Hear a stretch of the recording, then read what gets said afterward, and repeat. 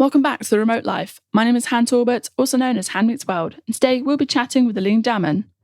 Originally from Germany, Aline is the co-founder of Nomad Soulmates, a Facebook group and now an app for digital nomads and remote workers to find love in whatever form that may be. In this episode, we talk about Nomad Soulmates and the release of the app, things to consider when dating as a nomad, and what finding happily ever after can look like while on the road. So grab a coffee, a tea, or something stronger, and let's get started. We are live on the Remote Life podcast. Welcome, Aline. How are you? Thank you so much for having me. I'm doing really well. How are you? Yeah, doing good. So let's dive straight into it. Connect the dots for us. How did you begin your remote life journey, and what brought you here today? Well, I started my digital nomads journey about 7-8 years ago, and I was myself a backpacker for 3 years before that. So technically, you could say I was 10 years on the road already. And in these 3 years, I was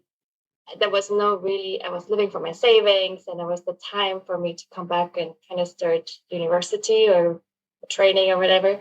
But I didn't really feel any of that was right for me, and I couldn't really tell why. I had no other options also. So I applied to the training anyways. And during the time I got accepted for that training, I bumped into, it was a blog article from a German girl. And she talked about working online and traveling. It's like, oh my God, this is amazing. So it kind of opened up this whole world for me to do exactly that. And so, yeah, I knew if I'm not going to do this, then I will waste my time for years in university studying something I would not like, or I'm anyways unsure about. And I felt this really strong pull that I want this type of lifestyle actually that this blogger had. And so, yeah, and back then I explored a few things like blogging myself. I was a traveler that kind of failed. I figured out I don't like, blogging so much. And so, but on that journey, I then attended a conference for nomads, my very first conference. And I realized how many people were single and solo traveling. Just as myself, I was also a single nomad for 4 years, and definitely knew the challenges we can dive into them later a little bit more, but I felt like there is a problem that affects many people. And there was not really a solution out there, especially 7 years ago. And that got my thoughts going on this conference is what about building a community, just a place where we can all connect and find each other's partners or just friends and see what happens, for singles, just for single nomads. And it took me another 4 months or so to really get that idea off the ground because I was shy. I was afraid of getting myself out there then. And but then it's like this feeling when you cannot look back, you have to do it in a way. So yeah, that's how it started. That's how the Facebook group got off the ground in the beginning. And I shared that group and some other nomad groups I was already part of. And once again, it was this validation that so many people had the same problem as I had. It was difficult for us to really meet each other. And so there was like 300, 400 people joining in the first week. And I knew, oh my God, we have to do something about this. Yeah, tell us a bit more about Nomad Soulmates, like what brought it about and kind of what is the mission of the brand. And obviously you have an app now. Woohoo! Yeah. I like, how's it going and how can nomads use it? Tell us more. Yeah, so Nomad Soulmates really has been my personal accelerator as well to nomad life. And it's part of my journey, of course, in a big way. And at first it started just as a community and me trying already back then solving the problem. But I didn't really knew it started, I guess, a few months later, where it's like, okay, I really want to do this more seriously. I'm making a business of it and help people connect in a meaningful way. And that's when I was like, I'm all in this. And yeah, so from the beginning until now, the community really chips in and gives us feedback. And I met all my teammates for the community, Sebastian, Kimberly, volunteers that help us out with all sorts of things to get this app off the ground. So now 5 years later, we have an app, and I'm really excited about this. Yeah, so now people are really able to download the app on the app stores. It's available for Android and Apple, and almost in the entire world. We have a few countries left that we still need to launch, and on their phone they get notifications and can browse by their preferences, etc., which you couldn't really do with a Facebook group. So that was where the group was lacking at. We have amazing profiles, often very detailed profiles and pictures and videos coming in the group. But the downside is that with every new post, the others are pushed down in the timeline. And so with the app, that wouldn't happen, right? So you would always have your profile being shown to relevant people. That's good. And we want to integrate, I guess, for the future, more events, more also community aspects like meetups, stuff like that. So we'll see. But we always listen closely to what our members are saying and adjust accordingly.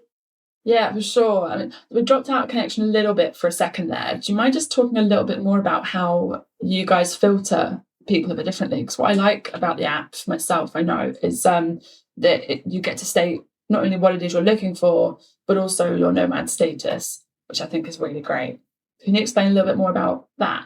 Yeah, so that feature will also roll out that you can filter by the type of nomad, for example. So if you're a fast traveler or less like a slow mat, like myself, or an expat, you can filter on that. You can also filter on age range, preferences, and the type of nomad. For example, if you're a van lifer, your life is maybe very different from someone who flies a lot, right? Who hops from country to country or continent to continent. So you might be also interested in looking into different types. Right now, this is not possible to do at the moment, but it will be released.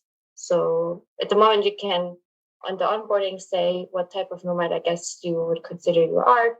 But later on, this is also be able to, you can filter that out as well. So how is dating different as a nomad, do you think? Because it's something I get asked about. And I suppose there is a slightly different mentality because obviously your lifestyle was a little bit different. How would you answer that question?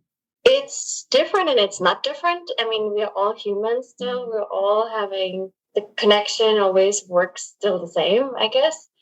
However, I guess we have additional challenges that we nomads experience, such as, you're arriving in a country, meet someone amazing, and then you figure out you only have 2 weeks left because the other person is about to leave.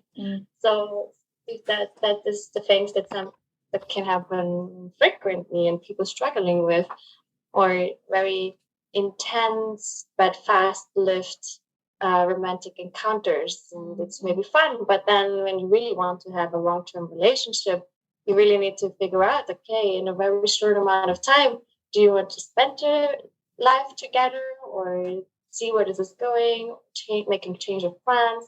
So I guess in a way, I think we nomads are very flexible, but then we also have so much freedom that we can simply say hi and goodbye very quickly.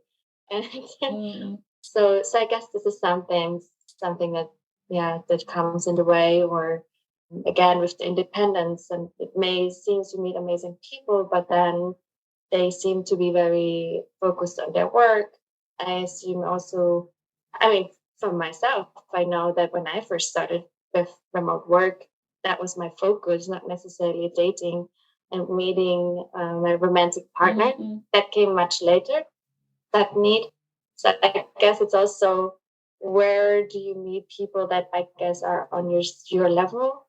So, but then I think also, that we nomads live such an amazing life. Most of us have chosen this life because of a reason. And so I am a big believer that actually we may be able to have much more meaningful relationships when we find these people, when we do make these connections with like-minded people, that we might be able to have much healthier relationships as we used to, because now you might looking for very different things than you used to look for a few years ago. And so, I am a big believer that because of that self-awareness, we may also attract people who are more self-aware, and we know, I guess, more now what we want, generally saying. So there might be opportunities lying there that we not really see because there's these challenges that come in between. And what I see often in the dating world for nomads is that they blame the lifestyle for it. But what if the lifestyle was actually a plus and not a minus towards dating? I am so in agreement with everything you said. I was like, yes, do you know what?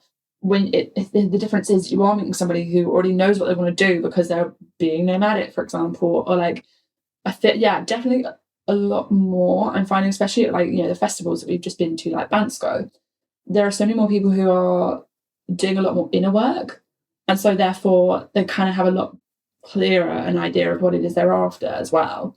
Absolutely. And then coupled with the fact that obviously you guys have got events going, so you actually meet people who are intentionally going after relationships or whatever it is that they want from romance and whatnot, or whatever it is.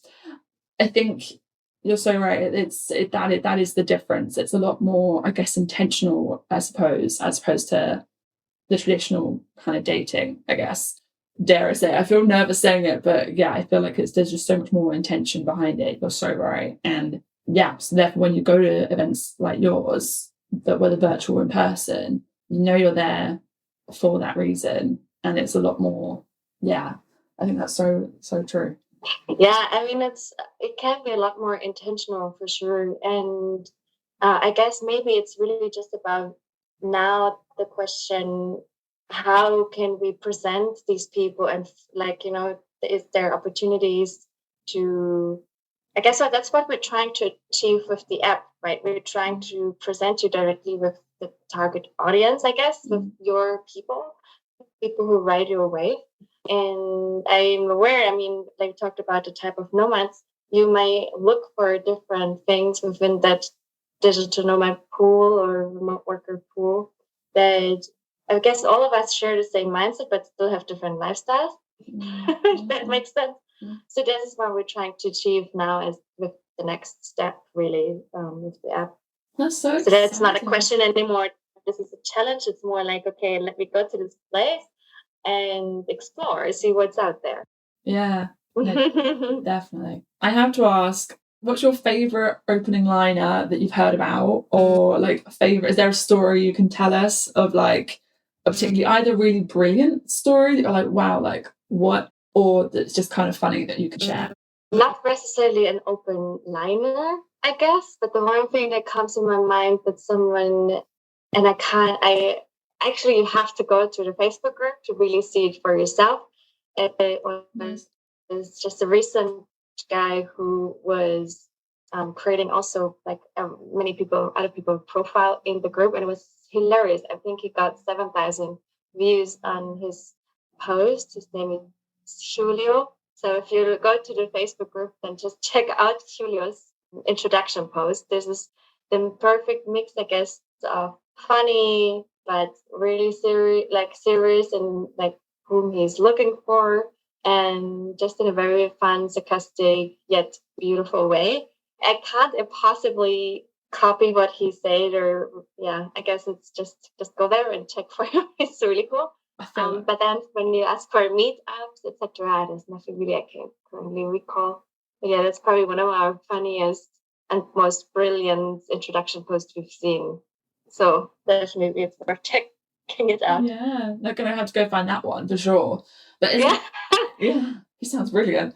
But is there anything that, for someone who's new to the game, for example, the Nomad dating game, they turn up to a Nomad Soulmates meetup, either in person or virtually, and for the first time, and they go, right, okay, how do I talk to somebody?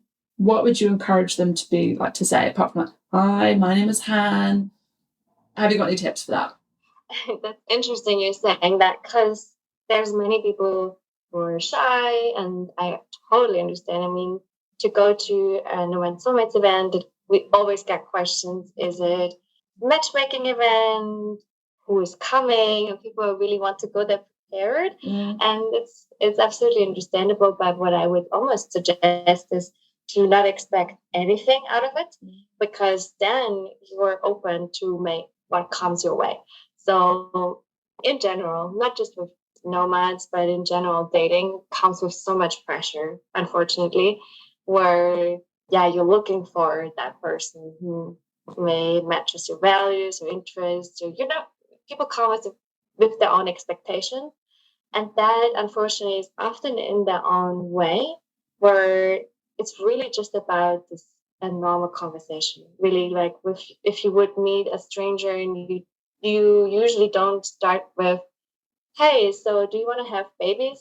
What's your like just like a normal conversation, I would say, where it's about general things, maybe even random things where like where you come from, what finding, I would say, like finding common things in the beginning really helps. So the way our meetups are structured is mostly that we are so talking about several topics in groups, and then people can chip in with their opinions, and so therefore it's not necessarily that two always speak to each other, but also in group settings that frees up that breaks up the ice between all of them. And then we would have also, and first of all, we give them a topic to talk about, so it's not necessarily they have to come up with something. So we would have topics, but we would also give icebreakers, so just little hints and ideas what they can talk about. But then oftentimes we see people not even using them and starting their own conversation. And in general, nomads are super cool, open people with very interesting lives. So it's oftentimes a lot of fun and way too less time for them to have conversations. So they often have them after the event in private as well. So that's what we see as well, that it's like a connection point, but then conversations often happen as well outside of the event privately. That's really cool. I can imagine that as well, having met groups of people that we've been around. Yeah, I feel like people are a lot more open to just conversation in general and like hanging out in general, whether something comes of it as a relationship or a friendship afterwards. Like I feel like it's a very different vibe for people in general. That's really interesting. Yes. I was gonna, while you were mentioning this, because of course we're talking about people like, as nomads, we tend to have a better idea of what it is we're after. Do you have any advice for people who are kind of wondering how the heck do I figure out what it is I want? I think for me, being single for 3 years really helped understanding what I want.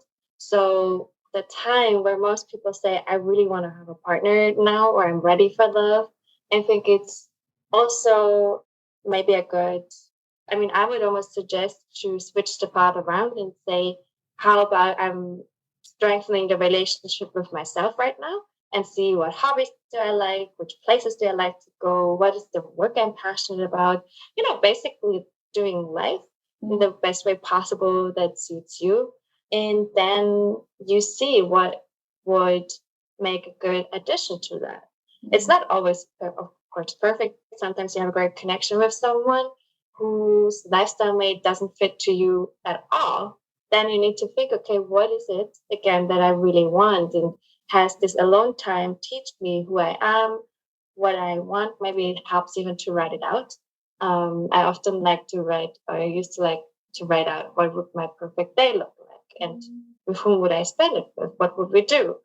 And so I think this gives a good idea to, I guess, bringing it to the dating world to see who I'd like to connect with. So very similar what we do with the app, that you can, if you're a van lifer, most van lifers like to connect with other van lifers because they already get the lifestyle, they live that life already, they know what it's about. But it doesn't always have to be that way either. So I mean, just to be open to wait, if there's a connection, are you open to make changes? But will these changes then affect the relationship, I guess, in a positive or negative way in the long term? Will one person downgrade and make compromises to their lives in such a way that it's actually not good for them? I guess I'm not sure if we all think about it so consciously when we're really in love, but it's, I think, a good idea to, when you're single right now, to explore and strengthen that relationship with yourself first. That would be my advice. I'm so happy you said that, because I was like, that's kind of what I'd done. I was like, right, okay, I'm going to spend some time just for myself, and it's going to take as long as it takes until I feel completely comfortable in what it is that I want. Because I feel like, especially in kind of just where I was working a 9 to 5, where I was kind of living a slightly more location dependent lifestyle, I was being told, oh, but like, why aren't you dating? Or like, why don't you want to have babies? Don't you want to get married? Don't you want to buy a house? Which is all completely valuable, obviously. But I remember kind of thinking, but something's not resonating with me here. Like, these are milestones that have been set out by our wider community, but what is it that I really want? And I know that for myself, it has been so incredibly valuable. It's scary as, don't get me wrong, but I feel like once you have such a good, you're so right, once you start having that strong dialogue with yourself, you can then go, right, yes, this is what I'm after, no matter what that looks like. And I feel like you can come from such a much more empowered place with it for yourself. So I'm so happy you said that. Yeah, absolutely. I experienced the same. So what can we expect from Nomad Soulmates next? So obviously our number one goal is to bring as many people together as possible. So that's we're on with the Facebook group. We have already done that quite successfully, but since we have now freshly the app launched, that is our main focus.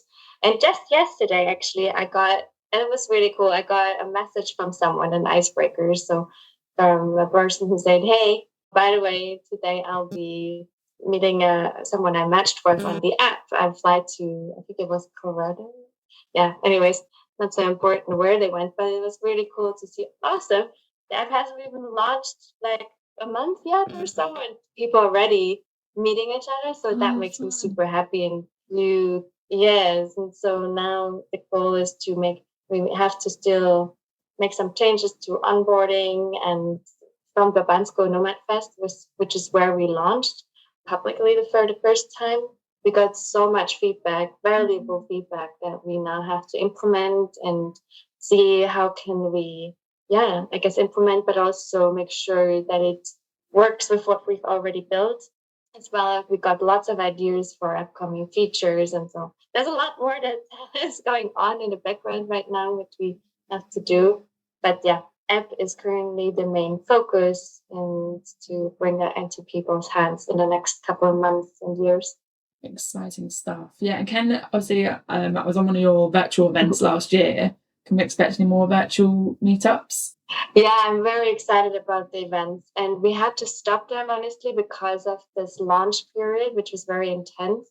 But now we have freed up time again. So definitely going to do some mostly live online meetups again. And then people can already see this in the app we have graded out at the moment. There's meetups coming as well as group chats. So let's see. Hopefully we have everything kind of ready for that feature, but we still need to figure out how to maintain that feature well, because we want to have meetups as much as possible and as soon as possible, but they have to be managed. So we need to figure out the next step for meetups. And until then, we still do our online virtual meetups in the Facebook group for sure. That's awesome. I was just wondering if anybody thought, I want to organise a meetup for you guys. Is that something that people can get involved in or pitch to you? Definitely. Yeah, absolutely. Let me know. So you can reach out to me via email. I think that's best, Aline at nomadsoulmates.com, and pitch your meetup idea for sure. Yeah, absolutely. We're looking for inspiration, how we can empower the people to create meetups as well. So not just from our side, but it's hopefully other people who are chipping in with their ideas and making this from the community for the community. Awesome. Amazing. Okay, one final question from me. Fill in the blank. Yeah. Home is where blank is. The heart is. I think this is always mine. That makes sense for like what you do. So yeah. Isn't it? That's brilliant. I mean, thank you so much for being on the Remote Life podcast. It has been great to chat. Thank you so much for having me. Thank you so much for listening to this episode of The Remote Life. And thank you, Aline, for taking the time to speak with us. You can find links to Nomad Soulmates below. Thank you so much again for listening, and we can't wait to remote work with you again soon.